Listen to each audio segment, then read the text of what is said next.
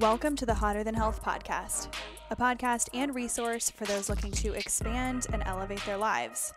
Each week, we will bring you provocative topics, engaging interviews, and some of the biggest names in health and wellness to answer your burning questions. Each episode, you will leave with tangible tips and takeaways so that you can immediately begin to elevate and optimize your life. Well, this is my point, is that I don't think people yet understand how much we can ask the other side. Mm-hmm. I don't think we ask enough. Like when I say, what questions do you have? People are like, I have no idea. I think more than anything, they just want evidence. Yes. That they're there. Hello. Thank you so much for listening to this week's episode of Hotter Than Health. My name is Eliza Gelman, your host today, and today we have a good one for you. I say it every week, but this week, you know what, I say the same shit every week, but I just mean it all the time. I have told you this before. This podcast is for me. There's something that's super interesting. I want to hear about it, because if I want to hear about it, then odds are someone else does as well. Oddly enough, we actually had multiple requests to have on someone of this profession through DMs on Instagram, on reviews, just in day-to-day conversation when talking about the podcast.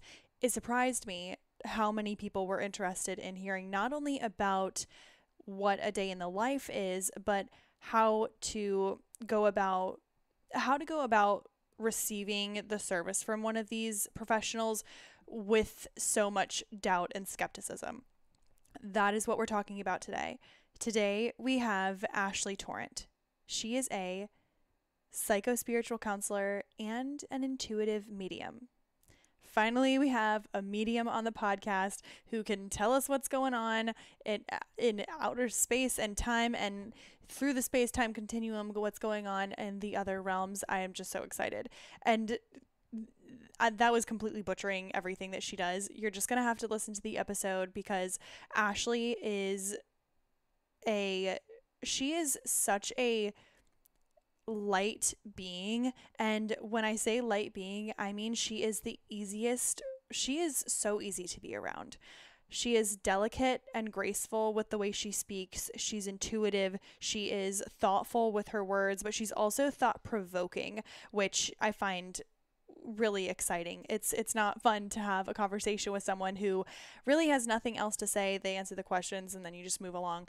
We go all over the place. We end up talking all about sex lives and orgasms, and we also talk about trauma and narcissism. We talk about intuitive mediums. What does that even mean? What does she do when she meets with someone who really is skeptical about what can really happen? And of course, it's the Hotter Than Health podcast. We have examples, we have stories, we have specifics. That is what I really wanted. I wanted to know, hey, what goes on in these sessions? What does it really look like?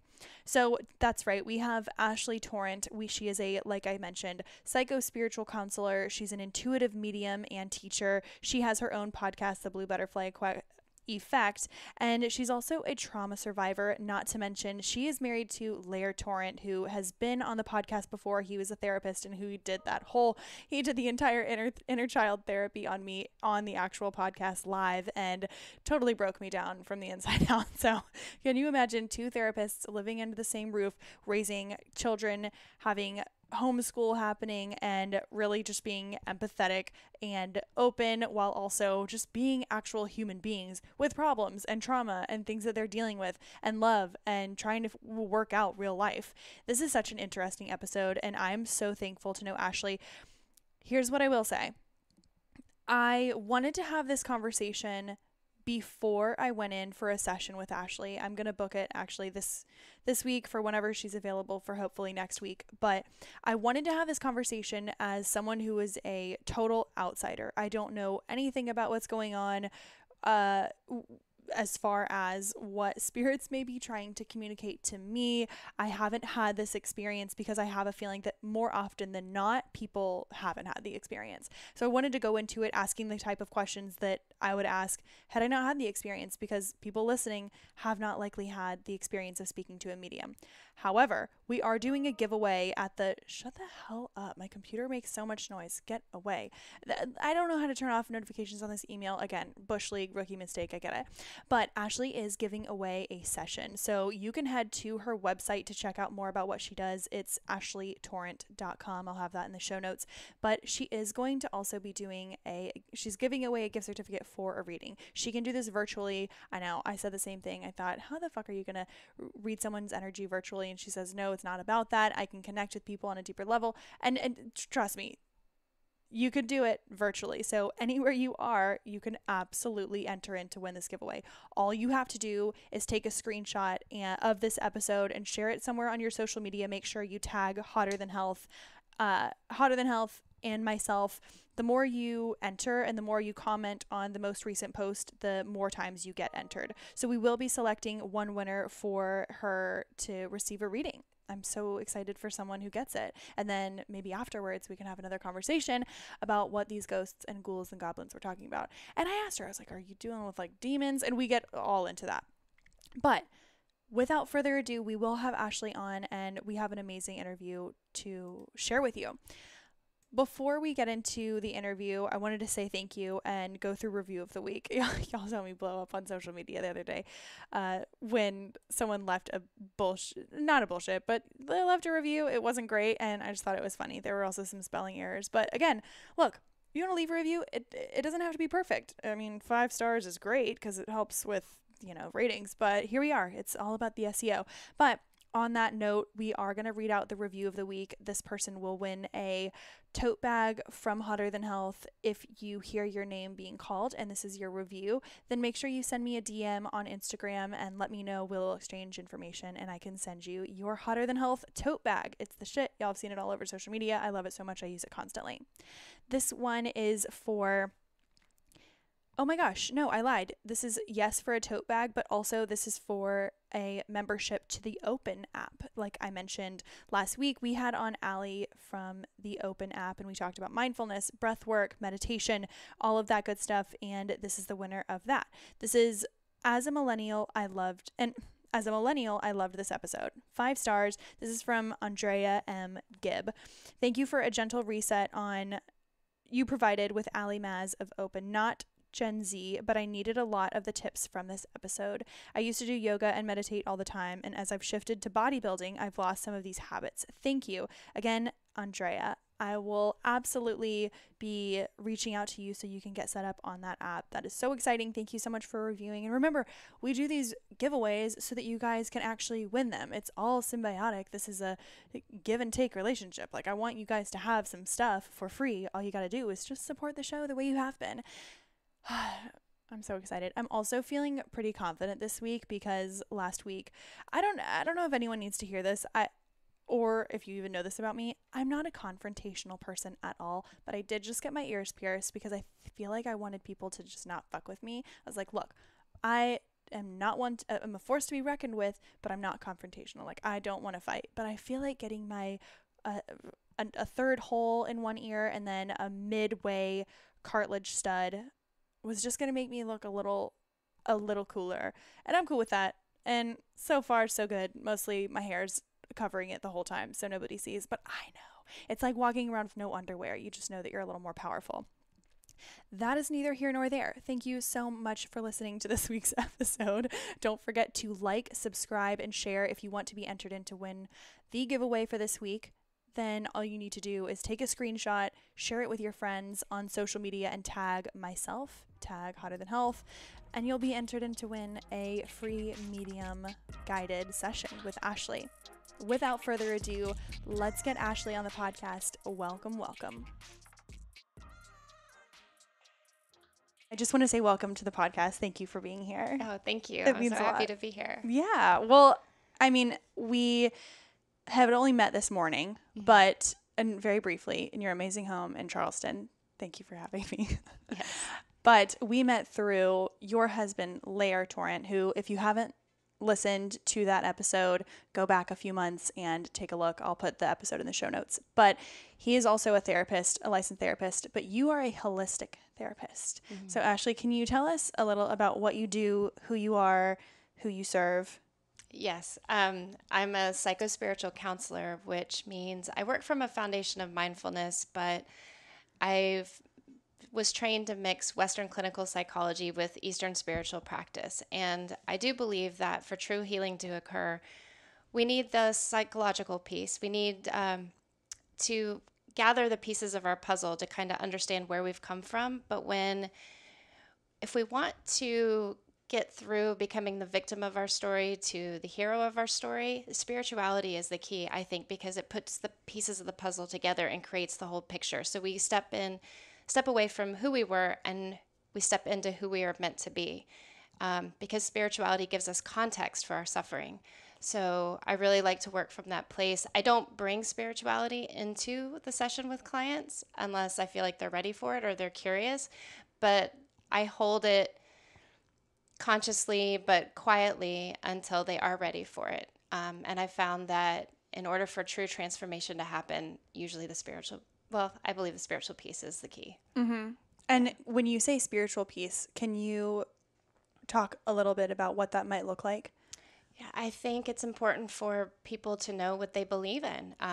Not religion, but to understand why we're here. Do they believe it's just one and done, or do they believe we come back and have many lifetimes? And I believe we come into this life so that we can evolve, and it's for our human life is the vehicle through which our soul evolves. So it's really important to understand our human suffering and to take advantage of this life so that our soul can evolve. If we don't know what we believe, then I think this life can be pretty boring. I think it can be full of suffering, and I think we can get stuck. What do you believe happens once our physical body dies? I believe we shed this physical body and then we return to energy, the form of love, into a spirit realm. I believe in that spirit realm we, review our life to see the places that maybe we didn't learn, the places that we did. And I do believe that we keep coming back until we get it. And then hopefully at some point, I'm crossing my fingers, we stop coming back. I mean, I love being here, but it's rough road, right? Sure. Life is hard. When you say that once you get it, once you have observed the lessons that you have and have not learned, what do you think, what does that mean? Because I'm just trying to think of it. There's so many different ways to think about, if you want to call it the afterlife or reincarnation, whatever you want to call it. When you're learning those lessons or observing those lessons in your perspective, what happens when you really get it? What happens when you think, okay, I've mastered the lessons, I've learned it, I get it. What happens to your soul at that point? I believe that our soul evolves into a higher energy and I think goes into a higher realm of consciousness. Mm-hmm.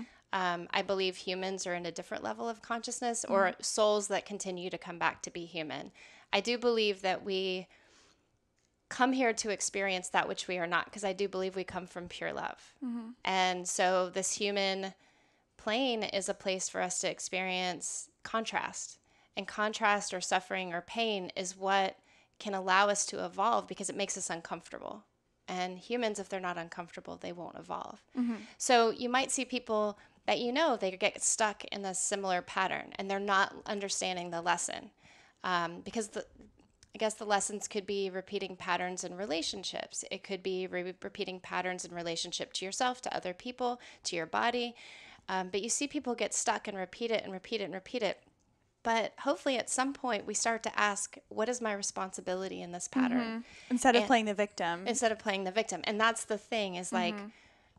that's where spirituality comes through when you're asking yourself, what is my responsibility here? What is this situation asking of me? How can I evolve to make better choices? Mm. What is of my highest good?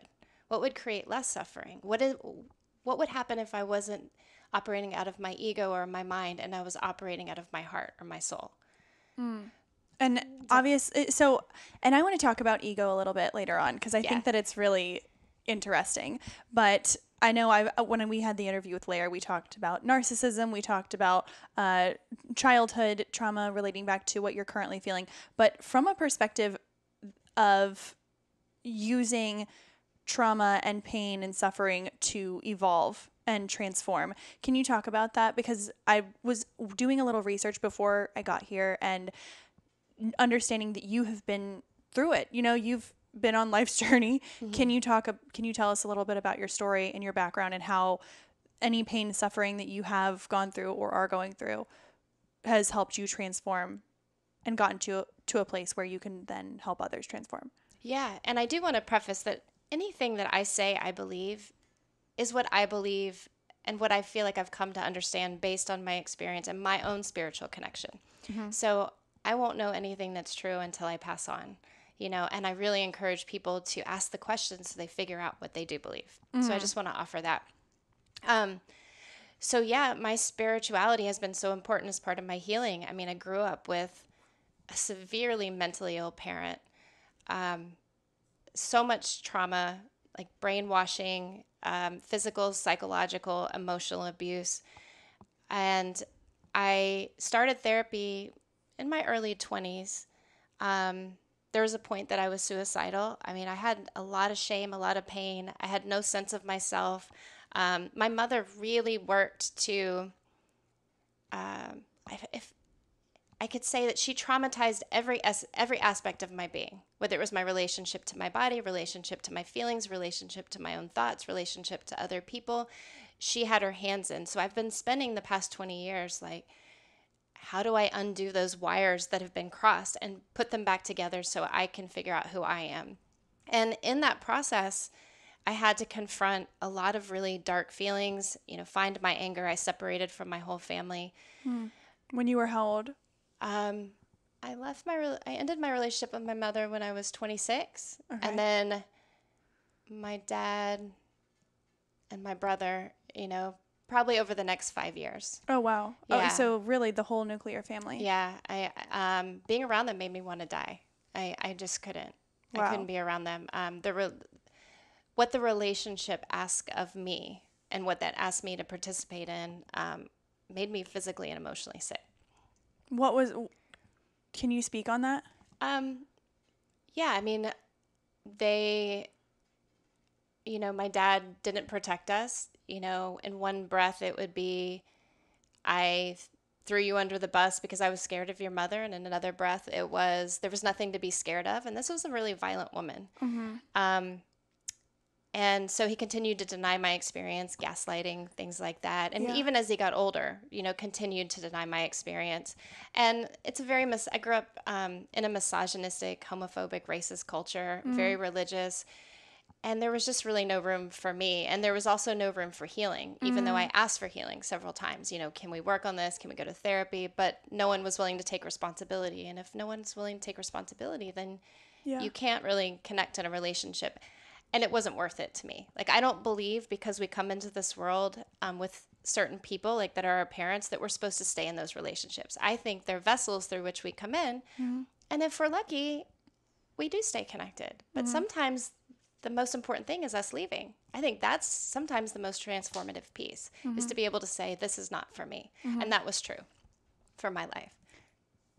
What's wild about that is the fact that you did have this experience with your mother and your brother and your father, that it was toxic and abusive and damaging and caused so much challenging conditioning in your mind. But at the end of that is also, they were just doing their best. We hear that all the time about parents. I don't know if Blair told you the story. He actually came to a therapist with me. No. When we first started dating, and the woman used to say, I have this sign on this wall above your head that said they did the best they knew how to do. With what they had. And Lair looked at her one day and said, seriously, that's what you're going to tell her? And we left, and he grabbed me, and he was like, grabbed me close. And he said, I know this is none of my business. He said, but you should probably get a new therapist. Because that's what I'm thinking. I'm like, it's hard for me to even say that. Yeah. Like, how do I say that? But people do. Of course. People say family is family, blood is blood. Oh, moms and daughters, they just don't get along. Sure. And just denial. I think child abuse there's so much protection around parents, around child abuse, that the people who are abused carry so much shame around it. This is something I think really needs to be healed in our country, and just culturally, because we're not supposed to talk about it, in quotes, because we're supposed to protect our parents, because exactly what you said. Because they raised us, and because they were doing the best they could. Yes, of course, they are humans. They are humans, and they have had their own experience. They were raised in a certain way, but that does not need to negate your experience here or your experience with your feelings. And that might be the worst part of how you grew. Well, I'm just saying this as an observer. The hardest part about unlearning is, you mentioned untying the wires, trying to retie them. And it is so much harder to unlearn than it is to learn. And when you are invalidated, your feelings are invalidated, your emotions, and it's in that volatile experiment almost in the house where your dad sounds like he doesn't know what he even wants. So if he would have been able to, even if it wasn't what you wanted to hear, it would have been consistent. And you could have at least understood him, not respected or agreed, but understood and predicted that. So it's that less volatile. And then you're living less in a state of fight or flight.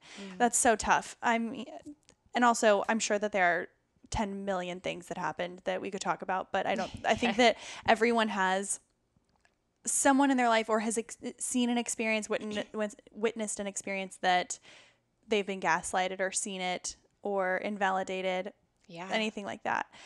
And that's what I wanted to lead into. You had a traumatic upbringing. You were 26 when you started to really cut ties with that nuclear family. You haven't spoken to them at all since? Or not my mom at all. She's reached out over the years, but I just kind of, I ignore her emails, just kind of check to see what state she's in. But my dad, sometimes he'll text me, like if there's a hurricane or something, or happy birthday. But I've recently just stopped texting back. I mean, it would be like once a year, maybe every 5 years. So no. So there technically is a line there, but it's not used. Not on my end. No. Not on your end. Got it. Yeah. Got it. And I can imagine that's challenging, especially now that you have a husband, you have children, and you're raising children. You're raising, I don't know if it was Lara who was saying this. I don't think it was, but you're raising adults. You're raising adults. Yeah, we're raising future men, white men, which is a huge responsibility, to raise compassionate men, and not in the construct of the patriarchy or of, traditional white raising, to raise them as really conscious and aware, and open-hearted. I take it very seriously. I mean, it's fun, but I take it very seriously. Yes. I feel like it's that classic happy medium where you take what you do really seriously, but not yourself. You know, you're still trying to have a good time here. Yeah. You're still trying to have... And they're a blast. Yeah. They're a blast. And you present very light and intuitive and calm. You seem very grounded. Yeah, I work on it. When I walked in, of course, I'm sure everyone tells you this. They know that you have the capacity to be a medium, and you are so in tune that you can really be intuitive on how other people are feeling. So I'm in my car rushing. I'm like grabbing 3 bags that have fallen all over the place, and I'm plugging everything in and just neurotic, dehydrated, and just all over the place. And I was like, fuck, what is she about to think about me? I just was like, I hope that I am not infiltrating your energetic layer today. No. And I think this is, I don't know if you want to talk about it now or save it for later, but this is a really important thing that people ask me about. Let's talk about it now. I did want to say you asked me a question about how did I grow up in that environment, and and I think that's the important piece of, I was stuck in victim mode. After all the therapy I did, which was so helpful, and I still am in therapy. I have 2 therapists. You got this. I got an equine therapist, and I have a regular therapist. Which I want to talk about. I saw you the spooning the horses, and I was like, I got to talk to her about this. This looks nice. Yeah. So I think, but I was stuck in, this happened to me, and I needed validation for it. So I spent a lot of time, and I think this is what happens to a lot of people, and I see this in my clients. They are in their story, and they put the pieces of the puzzle, or they're gathering them, and they're like, this happened to me, and this happened to me, and they need that validation. And that's what's so beautiful about therapy, because finally someone's witnessing and saying, yes, this is terrible, this is awful, you didn't deserve this. But I was at a place of, I'd had a lot of validation, and now what was I going to do with my story? Yeah. And that's where I think that's when I started to go, well, what's the purpose of this? Because I do believe if suffering has no purpose, then fuck it. Excuse me. I mean, why are we here, right? So then you have to really think of like, what is this here to teach me? It's what makes life interesting when you try and challenge it and try and change it, fix it, and see what life could be like. Right. It's like you have a control group for your life. You saw what it was and what it could have been, and now you see what it still could be. Right. By changing things. And I think that we could think, what a cruel joke. Sometimes I'm like, what a cruel joke that we forget our essence. We forget that we're spiritual beings having a human experience. We come here to learn these things. But I think I was here to understand what it is to be a medium, what it is to be a therapist. I mean, the reason I became a therapist is I wanted to be a compassionate witness to people because I'd never had one. I felt so passionate about that. And now that all the things that have happened to me, I mean, just the stories and the details and the experiences, there are some exclusions, but there's a lot of people that come and I can sit in their presence and I can understand on some level what it was like because of the things that have happened to me. You know, I mean, obviously, I don't know what it's like to be a person of color. I don't know what it's like to be homosexual or transgender. But when we're talking about suffering, forms of abuse, shame, guilt, it's a body human experience. issues. Yeah, it's a human experience. So, and I feel, and that's where I started feeling grateful. I know what it's like to be suicidal. So when someone says, I want to die, I don't freak out or panic because I know sometimes we just need to say, I want to die. And that it doesn't always mean we actually want to do it. So. Wow. I got to take that in. Wow. That's something I think only you can say. I don't think I have any capacity to say that. But what is a intuitive medium? I know you have several options that you offer clients. But when people come to you for intuitive mediumship, like a reading, mediumship. Yeah. What are they looking for? Because when I hear medium, I just have to tell you, I am like sixth sense, only dead people. And then I picture, okay, well, maybe she's Googled me, or maybe she knows about my past, or but that's what I'm saying is you think, oh, this person knows about this has happened. They know about this has happened. It's all, they could say anything and I'll believe it type of situation. Right. So the skeptics. Yeah. What do you do as a intuitive medium? Okay. So a medium is someone who can not only connect psychically, which is really soul to soul. I like to call it soul to soul readings, but they can also connect to the people who have passed, souls that have passed, loved ones who have passed.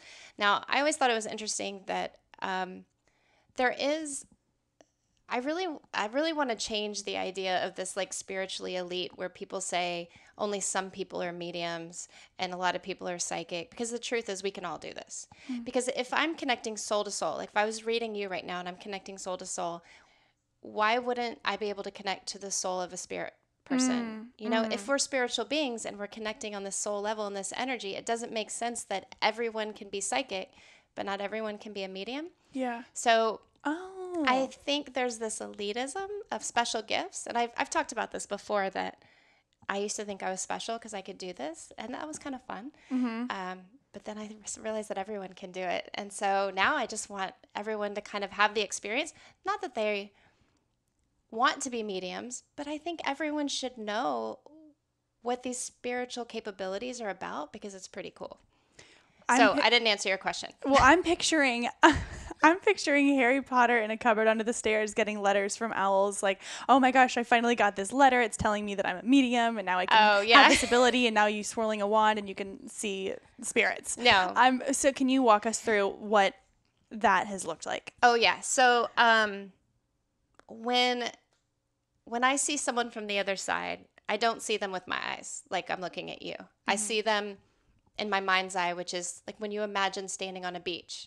That's how I see them. They come to me in that projector in my head. And I feel them in my body. Like I feel them, I sense them.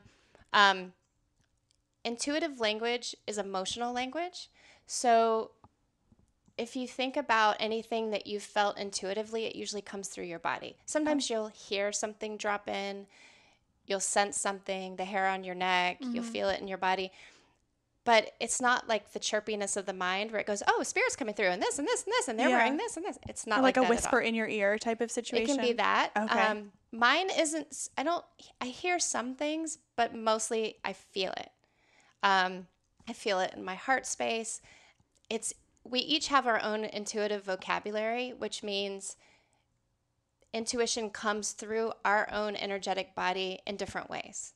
How a grandmother comes through to me on the other side will be different than how a grandmother may come through you. Mm-hmm. What your signs and symbols and meanings are, it's like a dictionary that mean different things. So you have your own chart that equals different things. So a butterfly for you might mean love. A butterfly for me might mean fear. That's a great way to put it. Okay, got it. That's a great way to put it. Like someone the other day was, in one of my classes, two students were reading each other and someone said, I see you in Antarctica surrounded by ice. And the woman was like, that sounds awful. And the girl that was reading her goes, oh, I love cold, isolated places. It makes me feel like I'm alone. It's solitude. So her meaning of it was very different. That was how her intuition was coming through. Yeah. Okay. So it's not all it's beautiful and magical, but it's not what the movies make it out to be. It's not scary at all. It's an energy. Because you're picturing doing a seance with cards and candles and these things, and you see all these the movies that sensationalize it and make it this, doors slamming shut, and then you get these power outages, and then it's a spirit. It's just... Yeah. And I think that spirits can manipulate lights and phones and all kinds of things? Yes. But I don't think they do it to scare us. I have never experienced scary energy on the other side. If anything, it might just be, I'm trying to get your attention. It might be something playful. It's not, I just don't believe there's evil. I think evil comes from humans and the ego. I don't think our soul energy has any of that. I don't entertain it. I don't believe it. I've never experienced it. It's like, if you believe that we are made out of pure love, then why would we go back to something other than that? Right. So, and also the human mind, now, if I wanted to believe that there was evil, I could project that with my mind. Sure. But nothing has ever come through. The darkest thing has come from humans or trauma. Like trauma you can see it as psychic energy in someone's body. And so someone may call it an entity, but to me, that's psychic energy or trauma. I don't think of it as this evil being coming through from like a hooded figure. Mm-hmm. I don't believe in that. Okay. I have to have examples. Okay. Yeah. So okay. I don't think that something is going to, happen right now, but what have you experienced physically? What have you seen? What's the craziest thing you've ever seen? What's happened? But what are some things that are undeniably from a spirit side? Well, it's, some of the most beautiful things is when I give a reading and I sense someone come through. Like I've had someone came to me and a young man had passed. And this is kind of, anyway, the young man came through and he told me how to plan his funeral. He told me what surfboard. I didn't know he was a surfer. He told me what color surfboard. He told me he wanted a Hawaiian paddle out. He told me the flowers for his girlfriend's hair. It was so beautiful. He told me that he really missed his best friend and they used to skateboard together. He showed me how he passed. He was in an accident hit by a car. He showed me that he had this beautiful smile with these big white teeth. And so I could describe, so they would, they come through and show me what they looked like. Their hobbies, the things they like to do, things they ate, where they lived. They can show you anything about their human life. And so he came through and he was like, this is what I want. And then he told me how he was showing up as his girlfriend. He was messing with her phone and the lights in her house.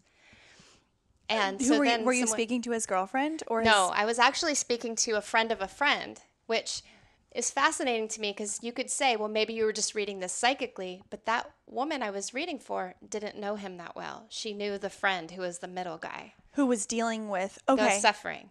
Okay. Yeah, so, But she was the one who came forward with an opening to see it. She said, can you tell me anything about this guy's death? My friend's really suffering. And he came through and was like, tell them, because she knew his friend would listen to her. So he came through, he said, this is what I want for my funeral. And then she sent me the video of the funeral, and it was beautiful. Or the celebration of life. That gives me chills. Yeah. And, okay, so that's a really happy example. Yeah. Have you ever had anyone who has come to you asking for a reading, a medium reading, and you completely, I mean, it's always a surprise if someone can tell you something that you don't think that they should know about you. But is there anything that you couldn't even understand that was coming through and you're like, what is this? And then they could translate? Oh, that's usually how it happens. Okay. So there's so often, it's not my job to interpret as much as to get the information as clear as possible. So I'll feel in my body, there's a woman coming close. She's older, her age, she's showing me she was about 80 when she passed. She had curly hair. She had yellow slippers. I'm just giving an example. Sure. She was very sweet, and she's showing me a mixing bowl. The other day I was like, and I'm seeing cornflower blue, that color. And the woman I was reading for held up her grandmother's mixing bowl, and it had blue cornflowers around the rim. Okay. So there's a lot of times that they'll tell me something that I probably won't understand because it's so specific to their human life. Sure. Okay. Like the other day, this woman, she's had a lot of people pass lately, but her aunt and uncle passed, and she's cleaning out their house. And she said, can you ask them things that they want me to keep? And so I went through and I said, there's pictures of flowers on the wall. They're small pictures. They're framed.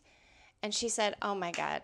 She goes, my uncle did paint by numbers of these flowers, and he framed them. And he said, before he dies, he said, please keep them.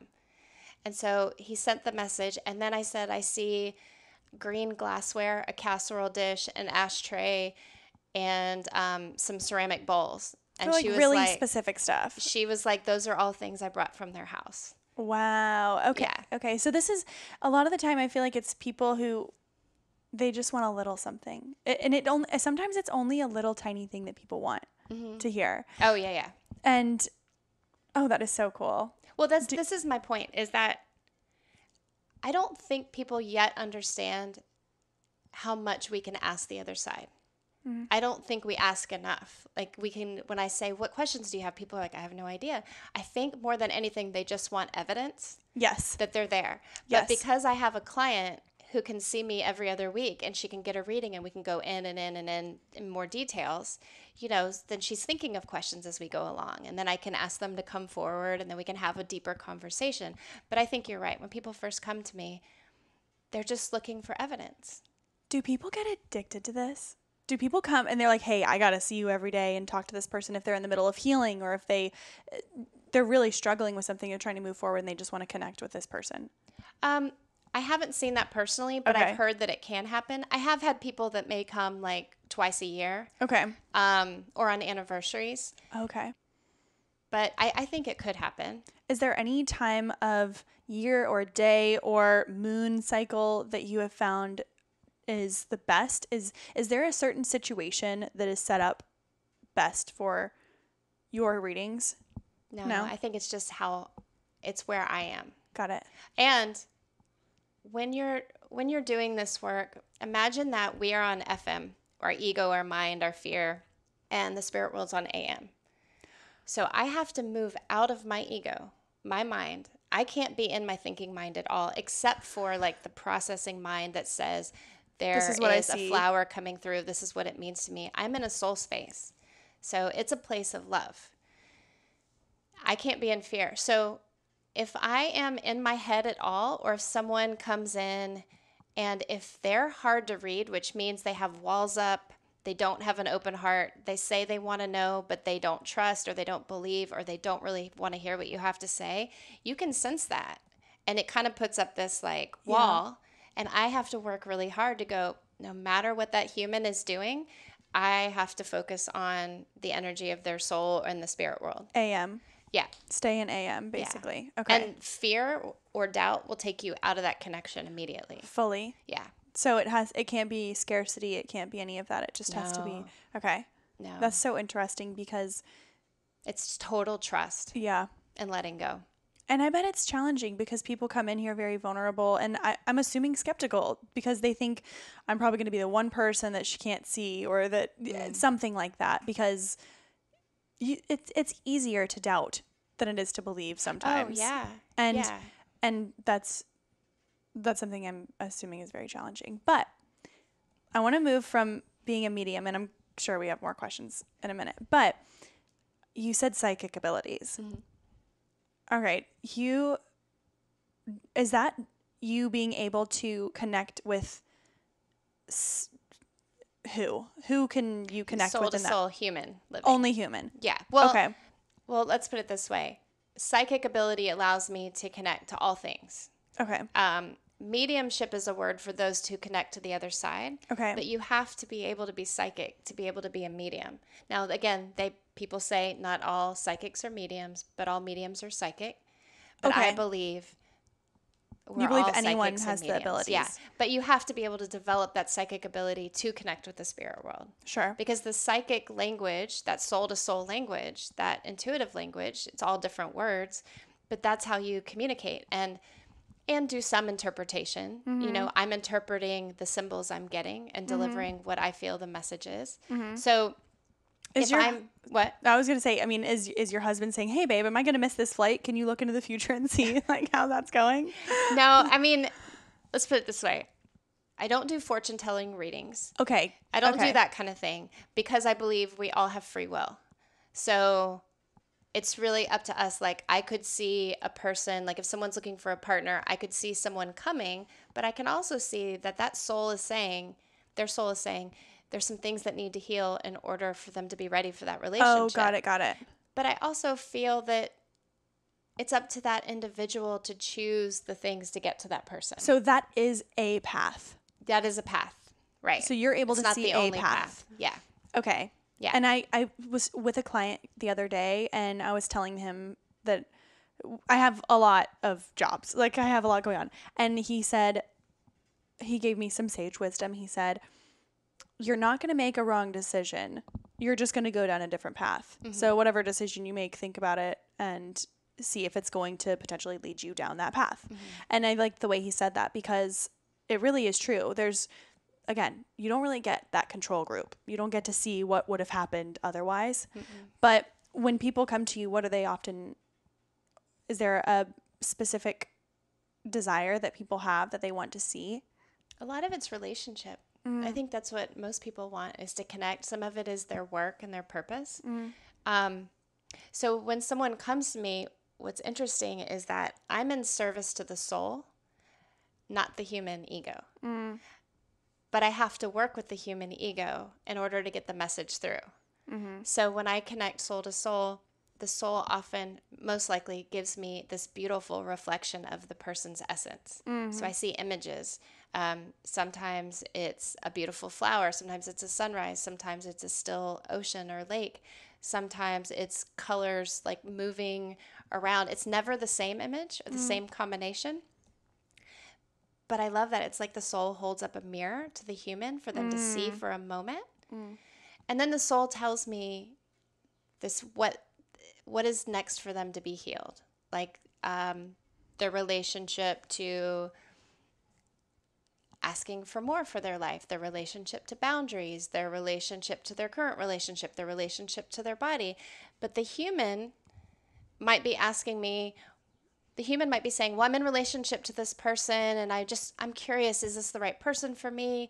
You know, it's on, it's off, it's on, it's off. And the soul says that person really needs to get clear about who they are and really needs to get clear about their boundaries and asking for more for themselves. I deliver that message and the human goes, but I'm really wondering if they're going to call me and if this is going to work out. And the soul is saying it's going to work out only if you get clear. Yeah, it's not going to work out because this is not the right person for you. But the human often doesn't want to hear that. I had someone come to me a couple of times, and the first time they were in a relationship, she was moving to be with this person, and I saw that this guy had some really strong narcissistic tendencies. And you just saw that through never meeting him, nothing. Never meeting him. I could just feel the energy of the relationship.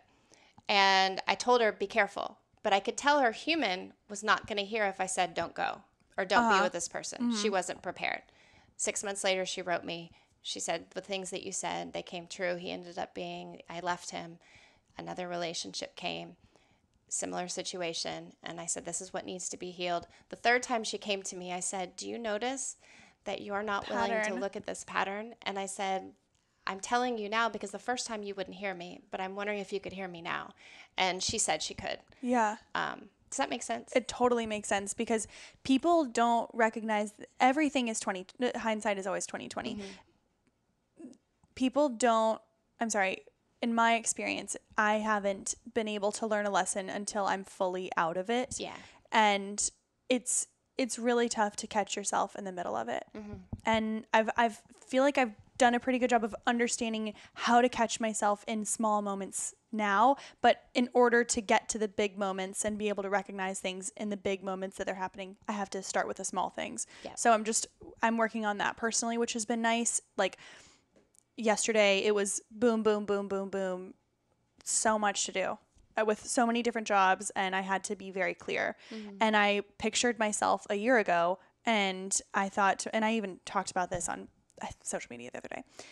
A year ago, I would not have been able to function. I would have ended the day, been in my room, completely in solitude, wouldn't want to be around anyone. And there's a difference between solitude to, re-energize and get clear, and a one to avoid.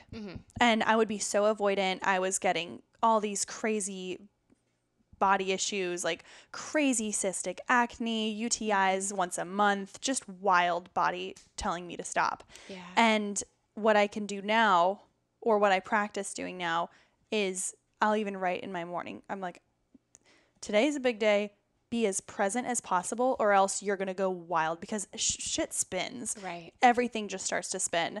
And if you can catch yourself in those small moments in the beginning while you're learning that lesson, otherwise I'm in that pattern. And I was like, I don't want to live like that. I can't. No. I cannot do it. It's exhausting. That leads me into the next point, the next topic.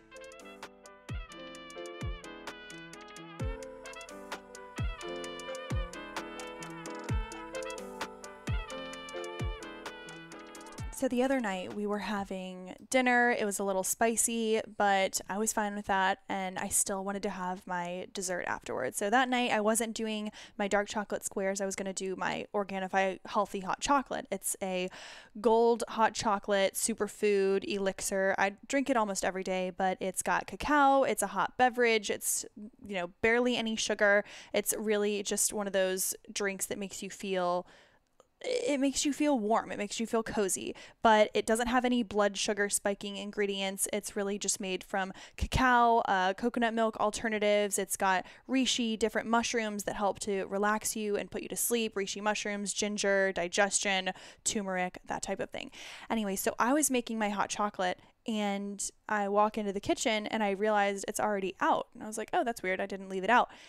Apparently, Jake has been making regular chocolate milk with it because he doesn't like super hot things. He doesn't like hot temperature things. I do. I'm like hot, hot, hot all day long. He wanted it icy. So I see him in there with his protein shaker and he's gotten a little bit of extra cinnamon. He's got 1/2 of the scoop of the Organifi chocolate gold. And then he did a little bit of oat milk that was homemade, not to toot my own horn. And then he was mixing it up. And I thought this was a genius idea. So he likes it cold. I like it hot. And it really just helps to settle us down before bed. It's got, like I said, ingredients like turmeric, reishi mushrooms, ginger, and it's really designed to help support rest, relaxation, recovery, and repair while also providing nutritious beverage.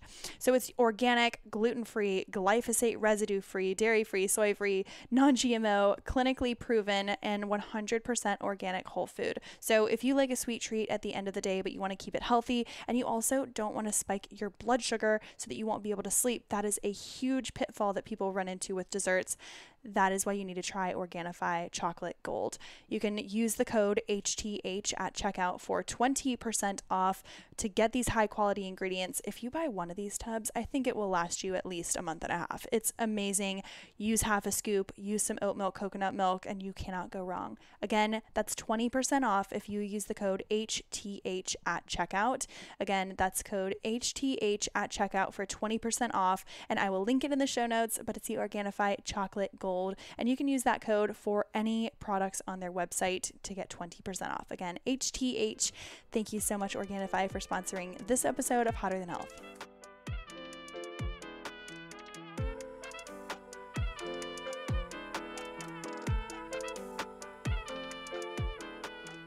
Some of you may have noticed that I have added a little something into my morning routine. You know that, of course, I like to get my workout in. I do a little bit of decaf, but over the past couple weeks, I have been doing more actual caffeine. So I noticed that I have been getting those energy slumps in the midday. So what I've been doing is actually incorporating breathwork, and it goes along with my decaf. So instead of caffeine, I will do breathwork and only a little bit of the caffeine in the morning. So here's what I do. I do my water, and then I do a mini meditation sometimes, or I just journal, or I just, if I'm in that headspace where I just want to do something, I don't need to sit down and be super calm, then I'll knock out a 2-minute breath work. So this genuinely feels like I'm taking a shot of espresso. It's really fantastic also before I go into the gym.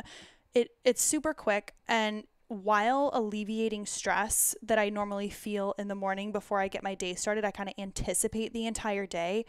I have found that breath work will alleviate that stress while also giving me energy. So it's alleviating anxiety, increasing my energy and focus. Like when I do this breath work and then I head into the gym, I am focused. It's so fantastic. Helps me relax when I do it at night. I did get Jake to do it with me a couple of times. He rolled his eyes at the first 30 seconds, and then after about 90 minutes to 2 minutes, or 90 seconds to 2 minutes, he was in. And we got a great night's sleep. But this is really great if you want to start incorporating more breath work into your daily practice. But really fantastic for fostering creativity. It just has endless benefits I cannot even explain to you. You're going to just have to try it yourself. I'm so happy that I got to reach out to Open so that they could, hook us up with a little bit of incentive. So you can go to withopen.com/hotter. Again, withopen.com/hotter. I'll be sharing that code on social media as too, but I work with them and they will give you 30 days for free to try it out, see if you like it as much as I do. Again, there will be a link in the show notes, but it's withopen.com/hotter for 30 days free. You can get on-demand breath work, meditation, yoga, Pilates, and more. It's unlimited. You will love it. Thank you so much for sponsoring this week's episode.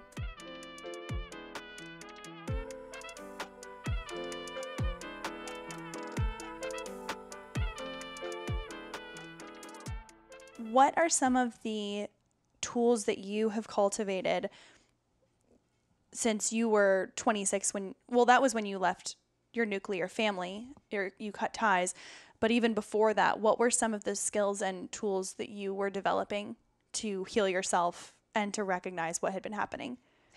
Well, I don't think I had any tools before.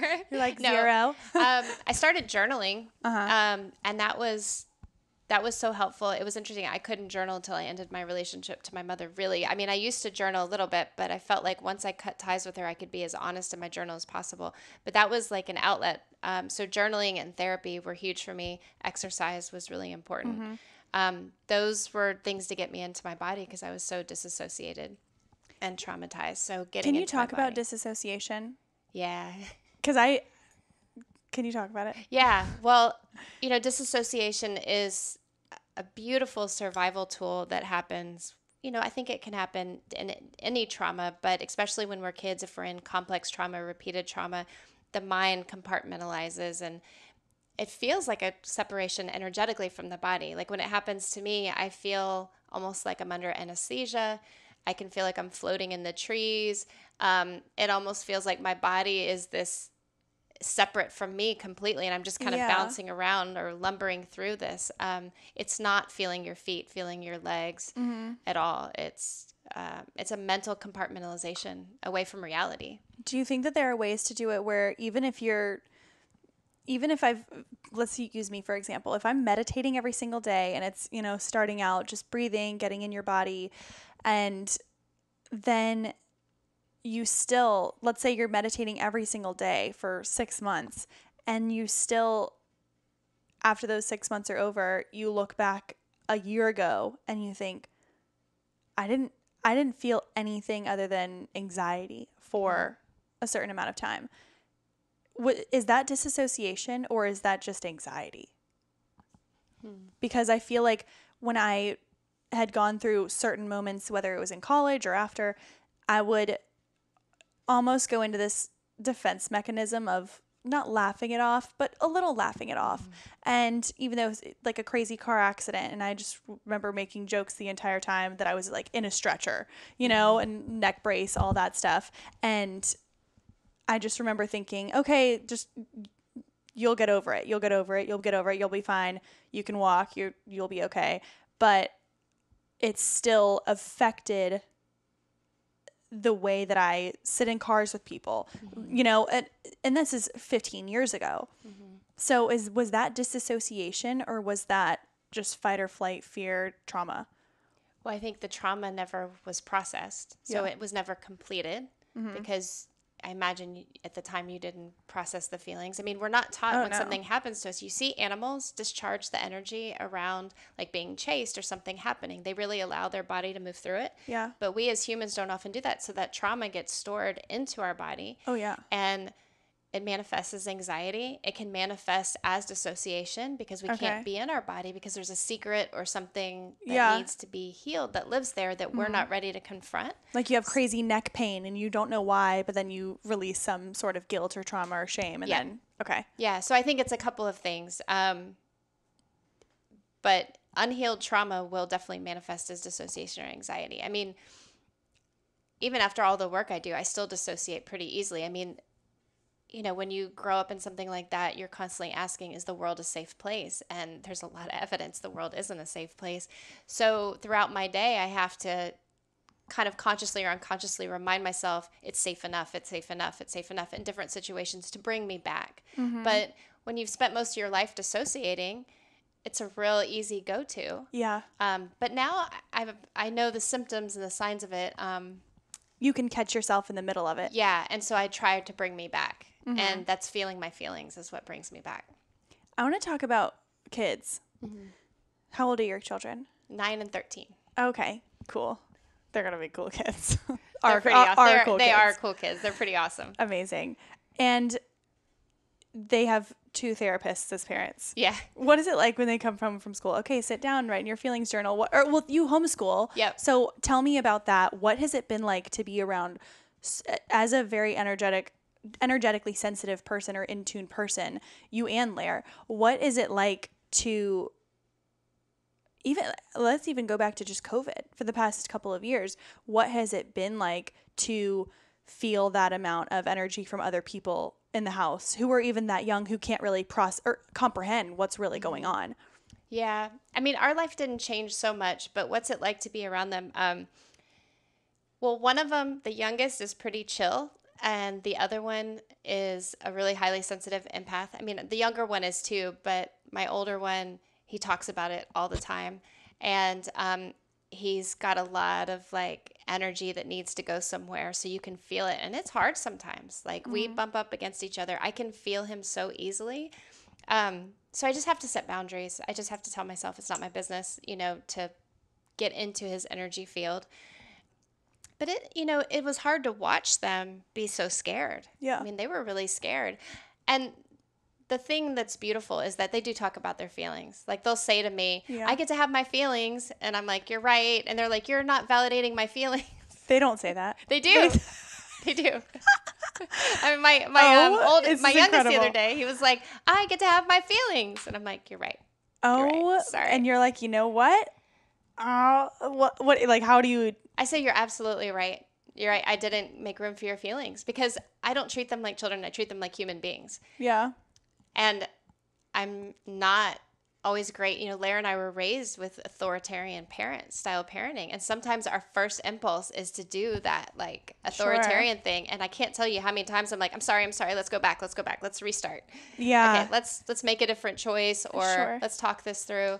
I mean, it's up and down, but But at the end of the day, I think our kids trust us because we do apologize and take responsibility when we get it wrong. And we do acknowledge, like, you're right. That's great. Yeah. That's super validating. Talk about validating. Wow. Like your parents telling you, hey, I'm a human, I'm wrong. My parents never apologized.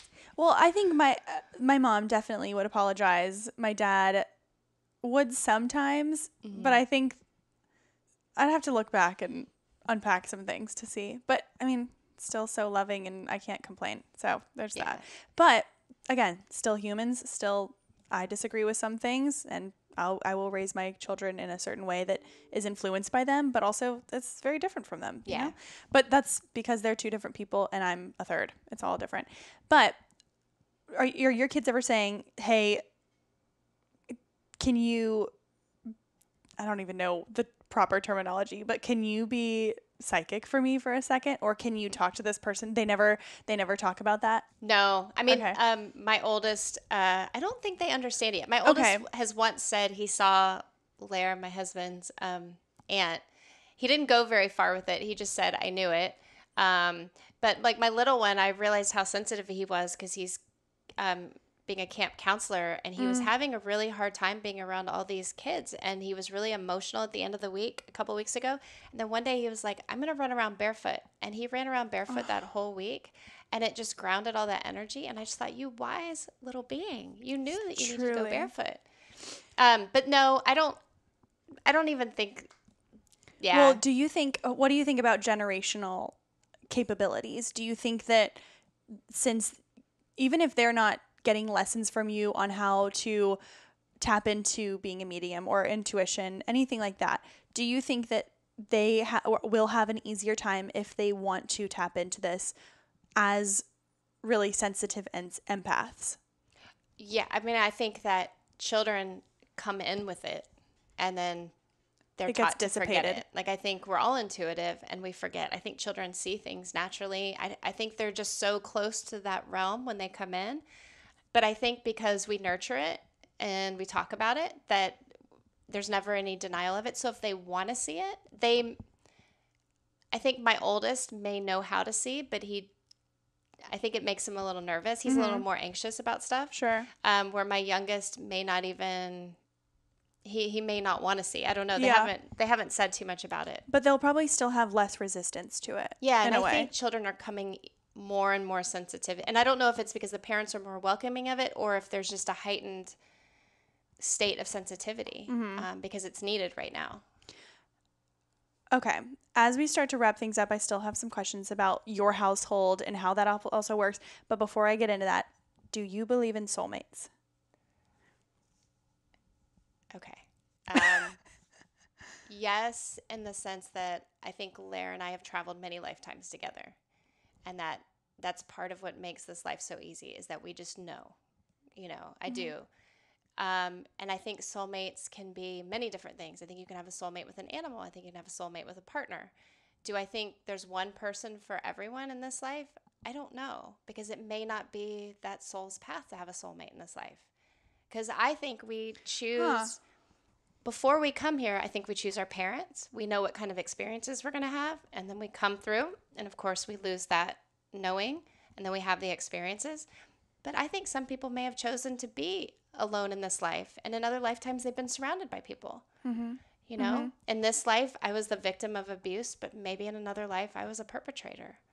That's actually, so is that based on karma? What do you think about karma? Is that a whole different type of spirituality? No, I think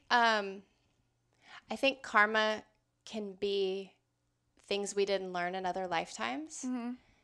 Could karma be, like, if I had bad karma in another lifetime? I think this could be two things. Could it be that I did bad things in another life, so I chose to be this in this life, or that's my karma? But I kind of think more, I came to experience all different types of things. Yeah. And so I think karma for me is more the consequences of your choices. So like you were saying, people repeating patterns, I believe that we are fated to have certain experiences in this life and meet certain people. If we fulfill our destiny, it's what we do with those fated experiences and people. So we could do nothing with those things and never fulfill our destiny. Or we could learn from all those experiences or relationships, grow with them, leave them, evolve from them, and then we reach our potential and fulfill that destiny in this life. Does that make sense? Yeah, it does. Yeah. So karma feels to me more of the consequences of our actions and choices. Okay. And now I want to hear about your day-to-day. As someone who is practicing grounding all the time, we talked about earthing and having your feet in the ground and having different stones and anything that you do, what is your day-to-day like? Can you walk us through a normal day? Like, we love to hear about morning routines. We love to hear about bodily functions and like what's going on. Can you walk us through a day-to-day of how you spend like a normal weekday? Oh yeah, if I'm well, I have coffee with Lair outside and we watch the dogs run. What time are you waking up? Are you an early riser? Right now 5 or 6. Okay. It's not my favorite, but because we have a puppy. And the boys, what? She's amazing. The boys know I have an early riser. He's always been an early riser, my oldest. So he knows like that's quiet time. And he loves audiobooks. So he goes and does his own things. He goes and plays with Legos. And he's always been this way. There are one that gets up early and listens to his audiobooks. Oh my God, so Lair and I have coffee. What? Dream child. Amazing. Fair. Yeah, that's a whole nother podcast about food allergies and affecting you neurologically. That was the first 10 years of his life. So I actually think maybe we discussed it lightly with Lair, but I don't think we did that much. But okay, yeah, that's a big one. It's a huge one that I think could help a lot of parents. Yes, we should do it. We should do a part 2 talking about food sensitivities and how to stay grounded and how to navigate that. Yeah, and how they can create emotional instability and mood disorders and volatility and stuff like that. Yeah. Yeah. Great. Okay. Yes, we will do a part 2. So my ideal morning child was also it was so challenging. But it's quiet time in our house. We have coffee, and then I do some sort of like exercise. Right now it's swimming. And then where are you swimming? Do you guys in have our pool? Oh, you have a pool. Yeah, we have a pool out there. And then I like a long morning. So some mornings I go to the horses. Some mornings I have my own therapy. I'm trying to think what I do. Yeah. So, I guess you're asking me like what grounds me. I want to know also, like, what are you eating? We drink celery juice or lemon water. And then I do a heavy metal detox smoothie. With what? Like really it's strong a medical herbs? medium one. Mm-hmm. So yeah. My friend who has had a chronic illness for a couple of years, that saved her life. What's in the smoothie? Because I love medical medium. I think he's so interesting. The wild blueberries, cilantro, orange juice, spirulina, dulce, and barley grass juice powder. Amazing. So amazing. And I have Epstein-Barr, which used to flare up a lot. Oh, wow. I gave up pork, dairy, milk, a little bit in my coffee, mm-hmm. And eggs. And then I've been doing lemon balm and the heavy metal detox smoothie for a while, and I haven't had any flare-ups? Not in a long time, except when I had COVID. But I also have watched my stress, so I think the combination of those has helped a lot. Damn, cilantro is going to save us all. I believe that fully. Okay, so you do your celery or lemon water every single morning. Mm-hmm. So you're already starting out super hydrated. Yeah. Like, you don't have pores. You are so clear. The whites of your eyes. I was like, I walked in, and I had only seen you on social media, and I thought, okay, this is what she looks like. Oh, my God. Oh. You are a unicorn. Thank so you. Just keep on going. We're all taking notes. You guys make sure you check out Ashley on social media. I'll put all of her information in the show notes. Thank you.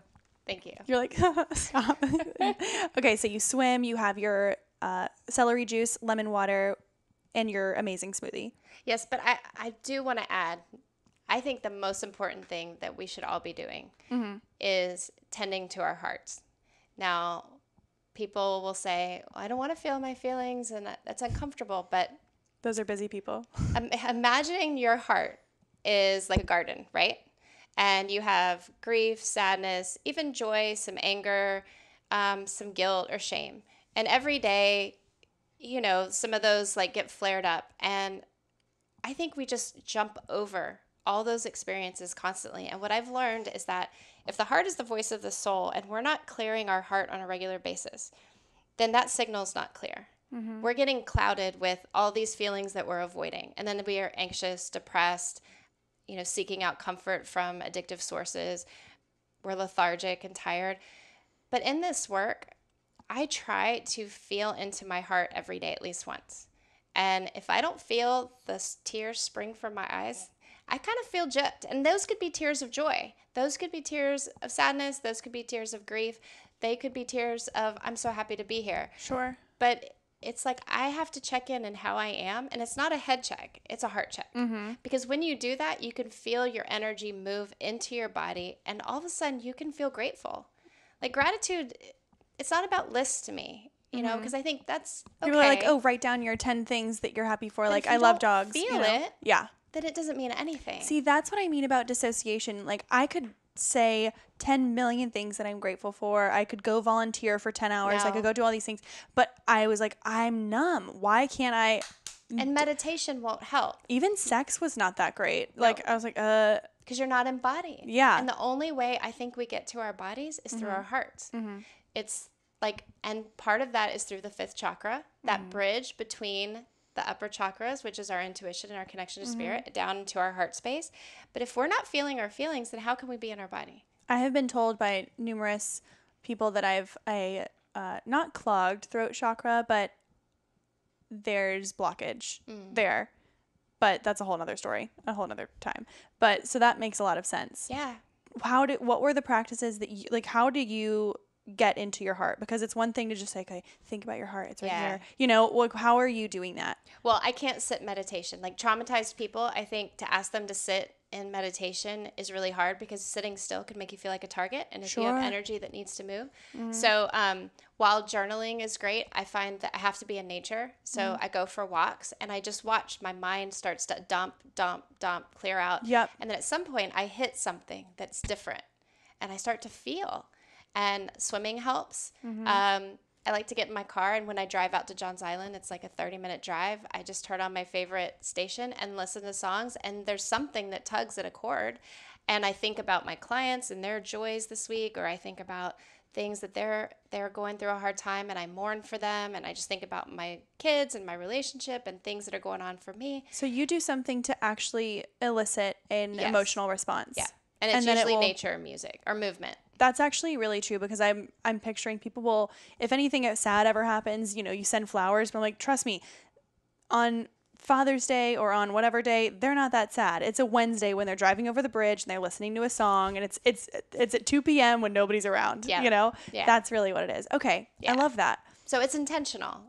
And I like that you're not just saying, you know, you wake up, you put your feet on the ground, you do all this, which is great. No. But I'm like, we have the world runs anxious. We need to be able to get out and move around a little bit. Yeah. What would you say? I guess music is a good one, but if you're not living in Charleston, if you're living in, we have a lot of listeners in like Canada or Australia. What about when it's freezing cold and there's seasonal depression happening and you're starting to recognize those feelings maybe? That's a tough one. Yeah. You know, I think if I can't move my body, it's tough. So, I mean, I would just say any form of exercise that you could do. I don't know if people like yoga, but listening to music, stretching, doing something physical to move would be great. I mean, you could even cook. Yeah. Cleaning and rearranging furniture. But doing it intentionally. Yeah. It has to be intentional. Like, I know why I'm doing this. It can't be unconscious. Okay. Yeah. Okay. Got it. And I also, do you think that has anything to do with, I said sex and now I'm thinking about sex, but do you think that that's also a way that people have, I know it's a way that people have disassociated or tried to feel a feeling through sex, you know? What do you think about that? Or how do you recognize that? Because my partner is I feel so blessed. He's so safe to me that he has always been, sex with him has always been a way to get me in my body. So we kind of used to joke when we first met. Sometimes I would just cry, but it wasn't because I was crying. I know. I'd be like, I'm so sorry. And he would laugh. He's like, I'm trying to get into your body and you're in yours so much that you're crying. But after I would orgasm, I would just start like crying. It would be like my heart opened. And you're like, finally I feel something. And he knows that. So he's like, he doesn't care. He's over here like brushing it off his shoulder. He's like, yeah, man. He's like, everyone share this podcast. Totally. He's like, she orgasmed and she's in her body. Her heart's open. Oh my God, that is so funny. And he knew it too. He was like, you've landed. So that was really interesting. That was one of the Jake, first times if you're listening, we're going to land later. Okay. He's going to laugh so hard. But he has not listened to this in like 7 months, but I will send him this episode. No, but I know what's really sad is I don't know many women that actually have been able to stay present during sex unless they've done some healing around their sexuality or around trauma. Many women are disassociated. It's so crazy because I hear so many guys are like, yeah, my girl all the time, every single time, just like clockwork. We know what to do. I'm like, yeah, but it also sounds like there's a vibrator involved. It sounds, if she has, I feel like oftentimes women are like, yeah, I mean, I can do it to myself and that's fine. I know how to climax that way. But because it's just you, you're safe. You're clearly in a safe space where it's just you, just your body. But then when it becomes, and I also think that, and maybe this is a stigma that I need to get away from, but women want to please men too in bed. Well, we're taught to please men. Exactly. Yeah. So I mean, look at all the porn out there. Oh my God. It's not really about men seeking us out, trying to please them. I mean, women are doing things to their bodies so that they're appealing. Yeah, I'm like, there's no way that Froggy style is getting you off right now. I just don't see it happening. But that's also just me. Maybe that's my personal experience. They're like, oh, well, I love that it gets this my partner excited, which there's nothing wrong with that. That's amazing. But when it no longer includes your pleasure, that's the problem. Right. And I think that men are almost easier to tap into that. So, because they can compartmentalize. They're like, hey, we are right here doing this thing. And that's awesome. That's not a fault to them. It's more recognizing that if, we should be able to climax and have that type of experience. And absolutely. It's only fair. Right. And who was I listening to the other day? It was some comedian, I think. And it was a guy. And he said, did you know women don't have to have an orgasm to get pregnant? I was like, sir, please put this microphone down. You don't need your platform. It was so funny, but it really is a realization. And it's not often that women can get off all the time. This could turn into a sex podcast. I know that. Well, no, I think women, we're just I think sexuality is encouraged in men and women. I mean, I'm hoping it's changing, but when I hear about young girls on social media, they're still buying into that. Sure. I have to be sexy. My body sells. Yes. That's what it's this. They're like, be feminine, but not slutty, and be feminine. But what is this? It's so much work. Yeah. Pressure. Yeah. And we're not really taught to nurture our sexuality, be interested in it, talk about it. I mean, maybe it's changing, but I didn't grow up around women who were talking about their periods or talking about their sex life. Even friends I know, I mean, it barely comes up. Yeah. But I know Lara and his friends can talk about it openly. Sure. So I think it's still something we're trying to heal and figure out. And, again, and how to be embodied and present. But also, how do we choose partners that can meet us there and be connected, even if it's not a long term, but I don't know. Sex is a weird thing because I'm it's one of the most vulnerable things, but people think it's not vulnerable. Oh my gosh. Well, it's not to me, it's not necessarily the penetration of it all. It's the relaxation and trusting that your partner has your best interest at mind. And that's how I picture it, because I feel that I'm a very touchy-feely person, so it doesn't give me as much not sensation, but it's more about the connection and the trust of it as it is. It's less about the physical adjoining. Does that make sense? Yeah. Yeah. Anyways, that's how I feel about that. No, it makes sense. Okay, so you have your smoothie. And then it kind of walk us through the rest of the day. With Blair. Grounding morning sex. Every morning. Just joking. I was like, I'm touching all the surfaces in your house. And totally kidding. No, if you said that, I was like, I'm changing my lifestyle. Right. I'm going. Yes, with 2 kids and 3 animals running around, we are having grounding morning sex after coffee. No. I will say though, I'm not a night sex person. Afternoon, morning is definitely the best. That's how I feel. But at the end of the day, I'm like, too many factors. I could be super bloated. I'm tired. I got to wake up early. It's morning, afternoon, way better. Anyways, go ahead. You're like, I could do it anytime. No. So you're, what's your, lunch like? What are some of the things that you enjoy eating that make you feel good? It's a nutrition podcast. I'm trying to eat less meat. I've been trying to really kind of adjust to that. I just feel better. And what do I love to eat? What do I love to eat? I mean, I start off with a smoothie, and then I love hummus. I love tomato sandwiches right now with the summer tomatoes are so good. Yeah. It's like summer reminds me of how much I love mayonnaise. Yeah. That's really what it is. Yeah. Okay, amazing. Yeah. And I've recently, I'm so excited because I've always wanted to do this and I haven't done it, but I made some pesto with my pesto plants and I made my basil, plants, and that felt good. Yes. Yeah. So, I mean, we're just, my boys, they love YouTube, and they saw a video about the vegan Impossible Burger. So they want to eat less meat. And I'm so excited because I've been wanting to, and I have been. But it's tough when you have all the different. But I need to get all of them on board. Yeah. I'm telling you, there's something that I make that I haven't made in a while. Jake's gonna listen to this and be like, "You haven't made this shit in a year." But it's ground up. You could use any kind of nut, but not a dry one. So I use walnuts. It's ground walnuts, cooked lentils, mushrooms, and onion and garlic, and you blend it, but not blend it. You just pulverize it a little bit so it's like a meat sauce, and that's a bolognese. It is insane. That sounds so good. Oh, and you do it over zoodles or whatever kind of lentil pasta you want, and it is divine. It's so good. And you have all this fresh basil. This Atlas Food Company. I'm gonna give them a promo. They emailed me. I need to email them back. But the reason I'm saying that is because of what I went through with my oldest. I used to love to cook, and I was really like, I'm out of the kitchen I was traumatized from it. I used to have panic attacks going to the grocery store, having to read ingredients and things like that. So I've been watching, when I had COVID, I watched The Great British Bake Off, and it's been healing me. So good. Like, I'm finally coming back to cooking. So me making some homemade pesto has been a big deal because we actually have a woman that cooks for us for 3 nights, and it's like dairy-free, gluten-free, and then we source out from Atlas, and then Lara cooks the other. And, y'all have it figured out. I'm just like, boundaries. I couldn't. Mm-hmm. Well, with all the food stuff, I was like, I can't cook right now. I'm like, so I feel grateful that we can have that really healthy food come to us. That's really nice. Yeah. So I don't want to give the idea that I'm over here like making pesto and no. All you have to do is have a home chef and then have food delivered to you all the time. Like all you gotta do, and it's super simple, guys. Cilantro smoothie, morning sex, and then a personal chef. It's like, you guys. Oh, I sound like a total asshole. No, you do not. It actually surprised me that you said that because I'm like, really? Because you're just.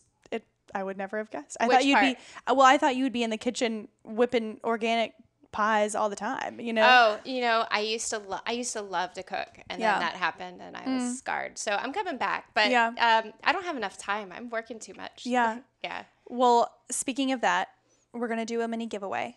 Oh, yes. And I was going to say, oh my God, we forgot about your night routine, but we'll get back to that. We'll do a part 2. We've got to do a part 2. Okay. But, and talk about food sensitivities and sex. Yeah. So we're doing a giveaway, and you will do either a psychic or medium reading. Yep. Which one would you prefer? Do you think that they could choose? Oh, they can choose. Okay. Yeah. A lot of times when I do a reading, I'll connect soul to soul, and then I'll connect soul to spirit world. And then I just see which one is guiding me. Mm-hmm. And I usually do a weaving of the two, but I'm also happy to just do solely intuitive soul to soul or solely mediumistic. Okay. So it's really their choice. Got it. Yeah. Well, thank you so much. Yeah. This has been so much fun. Thank you. You're a wealth of knowledge. And I think that more people need to hear this side of things and be open to different types of spirituality that don't have to be going to church, and they don't have to be, praying before every meal, or it's just a nice perspective. And it really is fun. I mean, the spirit world, when they come through, they say all the time, have fun with this. The more we laugh, like I connected with a woman and she made a joke and we had a laugh, and then her loved ones were just flying through because she was open-hearted. They were excited. The vibration was high. And that word is so overused, but they're not suffering over there. Yeah. If I can get anything through, they are in love. They're just, it's beautiful. It's so beautiful that sometimes it brings tears to my eyes because the love is so powerful, but we miss it because we're so in our heads. Was there anything that came to you when you met me? I know you didn't search for it. Yeah, I don't. Okay. I don't. Okay.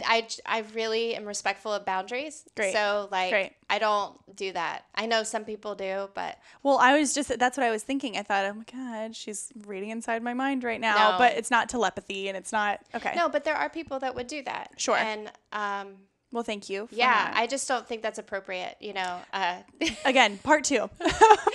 If you ever want me to do it and do it on a podcast, I'll be happy to. I promise you, we will do a part 2. I think that would be so fun, and that way we can also, whoever is selected for this giveaway, all you have to do is write a review on Apple Podcasts. Let us know that you liked this episode, and or a double entry. Go to my most recent Instagram post on Hotter Than Health Podcast, comment your favorite part of this episode specifically, and that way I know that you were listening and you enjoyed, and then you'll be entered in to win. And maybe after you have that session with them, if they want to come on and talk about it and talk about their experience. Have you ever had clients come onto your podcast? Not yet. We're thinking about doing it next time, but I thought as a thank you, I'll give you a reading when you're ready. I would love that. Okay. I would love that. Thank you. Yeah. Well, thank you so much for being here. You're welcome. Thank you. I had so much fun. Good. Bye. Thank you again so much for listening to this week's episode of Hotter Than Health. I know you loved hearing from Ashley. She is so fantastic, and I know that we have so much more to cover. I cannot wait to get my session with her. Remember, if you share this episode on social media, make sure you are subscribed to the podcast and tag Hotter Than Health or ElizaG_wellness, and you'll be entered in to win your very own medium session with Ashley. Remember, it can be virtual, or if you're local to the Charleston area, she can hook it up in person as well. I'm so excited to have had her on, and I know we learned so much. Can't wait to have her on again for a part 2 to talk about being married to a therapist a little bit more. But without further ado, I will let you enjoy the rest of your Thursday. Please make sure you like, subscribe, share, and enjoy the rest of your absolutely wonderful weekend. We'll talk to you next Thursday.